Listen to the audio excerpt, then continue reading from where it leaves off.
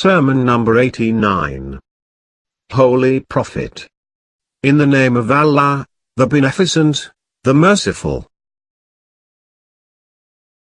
Allah sent the Prophet when the mission of other prophets had stopped and the peoples were in slumber for a long time.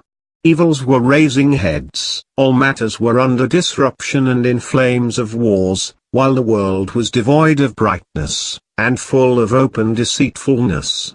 Its leaves had turned yellow, and there was absence of hope about its fruits, while water had gone underground. The minarets of guidance had disappeared and signs of destruction had appeared. It was stern to its people, and frowned in the face of its seeker. Its fruit was vice and its food was carcass. Its inner dress was fear and outer cover was sword. So take lesson, O creatures of Allah, and recall that evil-doing, with which your fathers and brothers are entangled, and for which they have to account. By my life, your time is not much behind theirs, nor have long periods or centuries lapsed between you and them, nor are you much distant from when you were in their loins.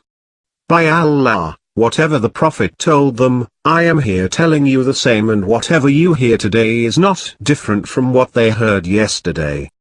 The eyes that were opened for them, and the hearts that were made for them at that time, just the same have been given to you at this time. By Allah, you have not been told anything that they did not know, and you have not been given anything which they were deprived. Certainly you have been afflicted by a calamity, which is like a she-camel, whose nose string is moving about and whose strap is loose. So in whatever condition these deceitful people are should not deceive you, because it is just a long shadow whose term is fixed.